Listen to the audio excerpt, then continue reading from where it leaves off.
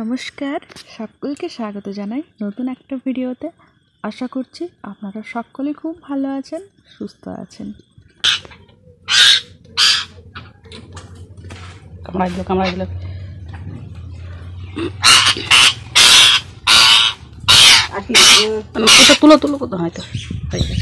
তো আজ আমি কুটুকে আমার সাথে নিয়ে যাব।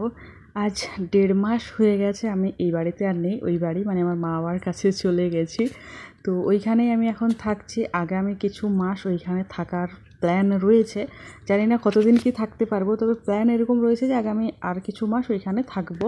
আর ওইখানে থাকতে থাকতে না মাঝে মধ্যে আমার কুটুর জন্য এত খারাপ লাগতো যে কী বলবো। বিশেষ করে একদিন ভিডিও কলে ওকে দেখার পর থেকে আমি ওখানে থাকতেই পারতাম না, ওর জন্য এত খারাপ লাগতো মাঝে মধ্যে যে মানে মুখে বলা যাবে না।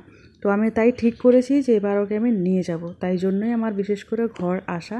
তো এই যে আজকে ওকে নিয়ে যাব, আমিও রেডি হয়ে গেছি, এবার বেরিয়ে যাব।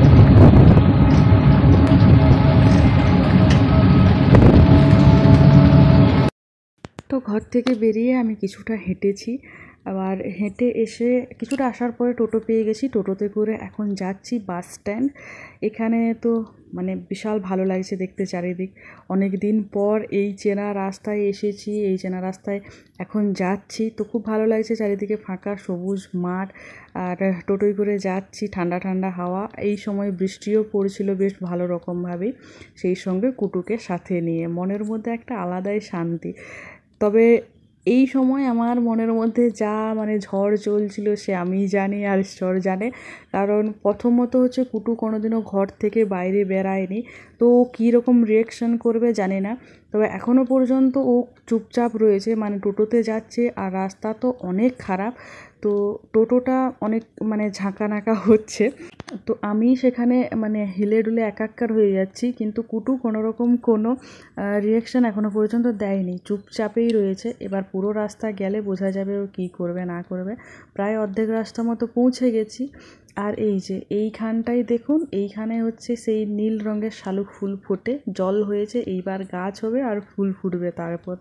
আর এইদিকে তো বৃষ্টিটা পড়ছে, আর বৃষ্টির যে ফোঁটাগুলো ছিটে ছিটে লাগছে ওইগুলো কুটু বেশ এনজয় করছে। ওই জন্য টোটোতে কোনোরকম কোনো বদমাশি কিচ্ছু করেনি, ও চুপচাপ কিন্তু এক জায়গায় বসে রয়েছে। আমার তো এখন বিশাল ভয় লাগছিল, মানে এত ভয় লাগছিল যে কি বলবো, খুবই ভয় লাগছিল ওকে নিয়ে যেতে। আর আমি তো ভয় পেয়েছিলাম, সেই সঙ্গে আমার পতিদেব, ও বলছিল যে তুমি নিয়ে যেতে পারবে না।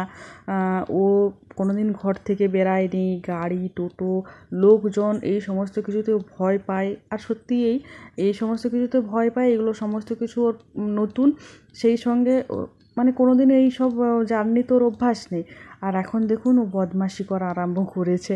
এই যে মেন রোডে উঠে গেছি, ও দেখুন খাঁচার মধ্যে পুরো ঘুরে বেড়াচ্ছে, কিন্তু ভয় এতটুকুনও এখনো পর্যন্ত পায়নি।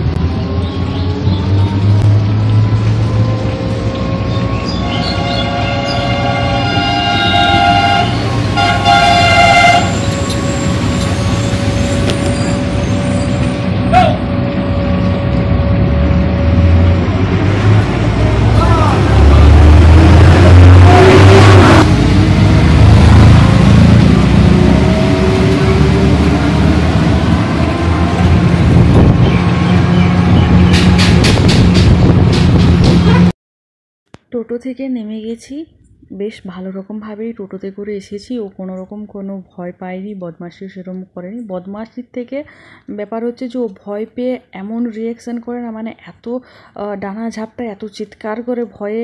আর ওর হৃৎপিণ্ড মানে ওর কী বলবো পালপিটেশন এত বেশি বেড়ে যায় যেটা বাইরের থেকেও বোঝা যায়, খুব ভয় পেয়ে যায়। কোনো গাড়িতে একটুখানি জোরে হর্ন দিলে পর্যন্ত এত মানে ভয় পেয়ে যায়, এত ঝটপট করে, এত ডানা ঝাপটায় যা বলার নয়।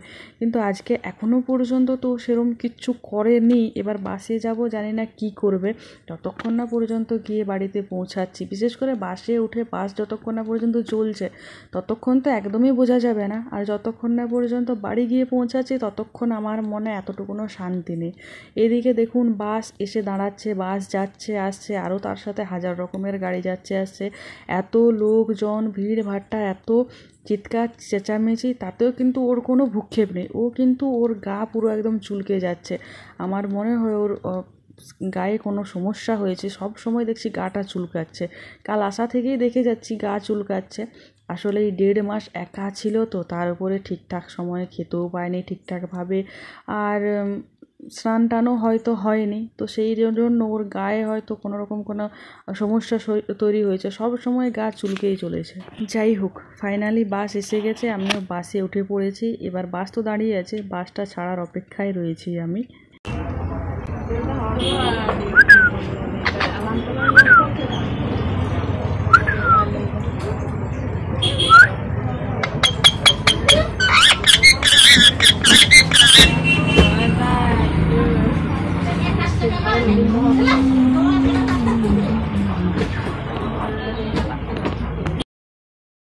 বাসে উঠেও কিন্তু কুটুর কোনো কিছুর প্রতি কোনো ভ্রূক্ষেপ নেই। এত লোকজন রয়েছে চারিদিকে, এত লোক বাসে উঠছে নামছে, হকাররা উঠছে নামছে, কোনো কিছু তোর কোনো ভ্রূক্ষেপ নেই। ও শুধুমাত্র নিজের গা চুলকে চলেছে।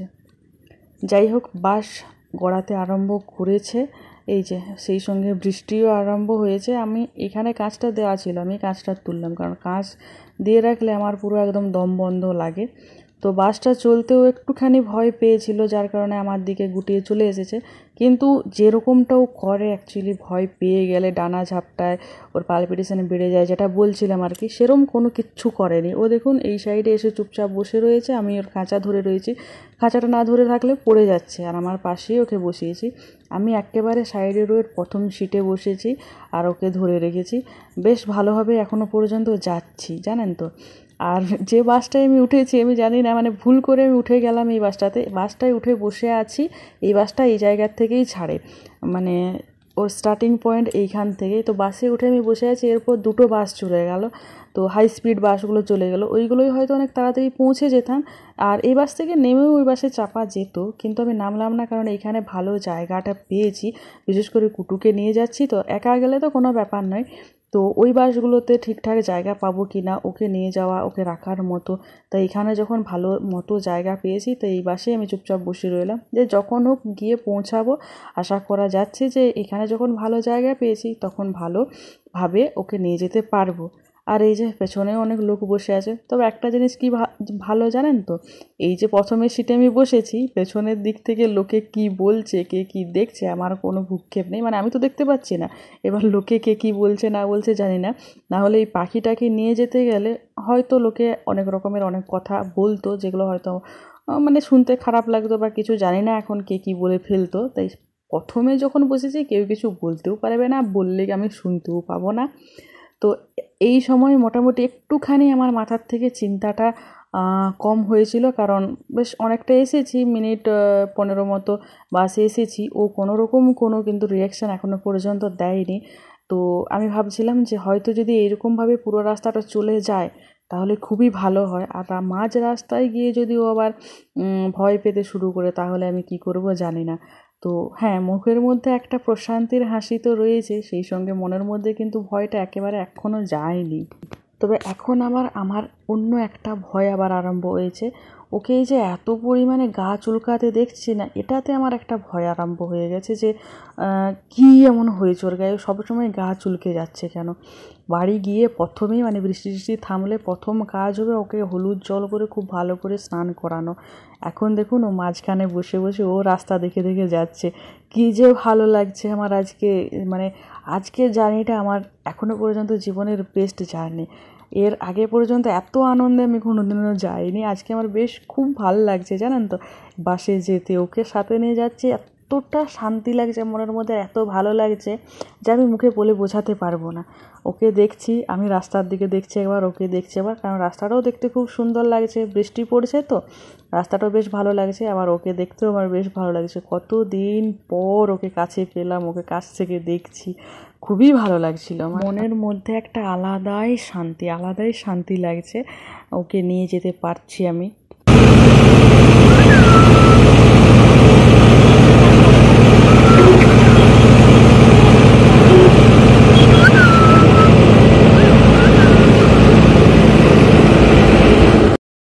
এদিকে তো কুটুকে আমি নিয়ে আসতে পারলাম, মানে নিয়ে যাচ্ছি, এটা একটা যেমন শান্তি, ওই দিকে আবার ওই বাচ্চাটার জন্য আমার খুব খারাপ লাগছে। কালকে যখন থেকে আমাকে দেখেছে আমার পুটকু, তখন থেকে আমার কাজ আর ছাড়েনি। কী ভেবেছে কী জানি, ছেড়ে দিলে হয়তো পালিয়ে যাবে নাকি, কোনো রকমে আমার কাজ ছাড়েনি। কালকে রাত্রেবেলাও অনেক রাত্রি পর্যন্ত ছিল আমার কাছে। আজকে সকালে ঘুম থেকে ওঠার পর আমার সাথে, মানে আমি যেখানে যেখানে যাচ্ছি সেই আমার নাইটিটা ধরে আমার পেছন পেছন যাচ্ছে, ছাড়েনি। বৃষ্টি পড়ছে আর করছে, কোনো কিছুতেই ছাড়েনি। লোককে বারণ করছে এসো না, কাদা, কিন্তু ও আমার গলা পেলে, আমাকে দেখতে পেলে ঠিক বেরিয়ে চলে আসছে, ওকে আটকে রাখতে পারছে না কেউ।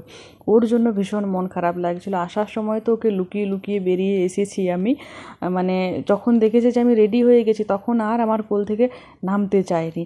ওর পায়ে জুতো থাকেনি, তো ওকে অনেক বুঝিয়ে সুঝিয়ে বললাম যে যা বাড়ির থেকে জুতো পরে আয়, চারিদিকে কাদা আছে, কাদা লেগে যাবে পায়ে, গগো লেগে যাবে। এই রকমভাবে বোঝাতে ও ঠাকুমার সাথে কোলে গেল, ব্যাস ওর ঠাকুমা ওকে ঘরে নিয়ে গিয়ে দরজা লাগিয়ে দিয়েছে। সেই সুযোগে আমি আস্তে আস্তে ঘর থেকে বেরিয়ে পালিয়েছি। ঠিক আছে, তো ওকে লুকিয়ে লুকিয়ে এসেছি। এখন অর্ধেক রাস্তায় এসে আমার ভীষণ খারাপ লাগছে ওর জন্য, যে বাচ্চারা যখন দেখবে আমি নেই তখন কি করবে, কান্নাকাটি করবে না কি যে কি করবে আমি জানি না। আমার খুব খুব খারাপ লাগছে।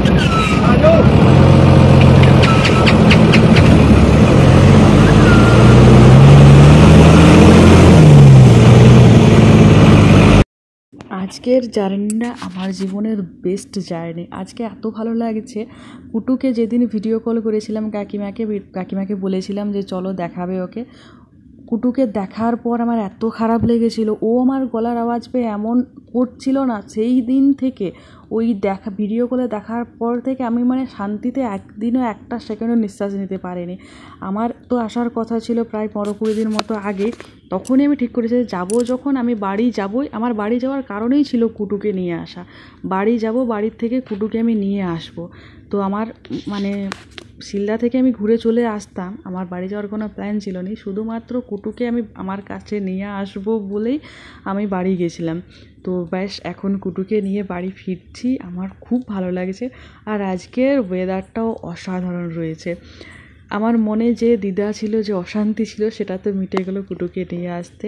সেই সঙ্গে দেখুন জঙ্গলের রাস্তায় যাচ্ছি, কচি কচি গাছের পাতা, ঝমঝম করে বৃষ্টি পড়েছে। এই সময় থেকে তো প্রচুর বৃষ্টি, মানে আমার বাড়ি, আমি যেখানে নামবো সেখান থেকে প্রায় 15-20 কিলোমিটার মতো আগের থেকে প্রচুর পরিমাণে বৃষ্টি। এই যে দেখুন কী পরিমাণে বৃষ্টি পড়েছে। বাসটা দাঁড়াতে আমি তো ভিজেই গেছিলাম অর্ধেক, তাও আমি জ্বালানা দিইনি, কারণ জ্বালানা দিলেই আমার সমস্যা হয়ে যাবে কাঁচ লাগালে।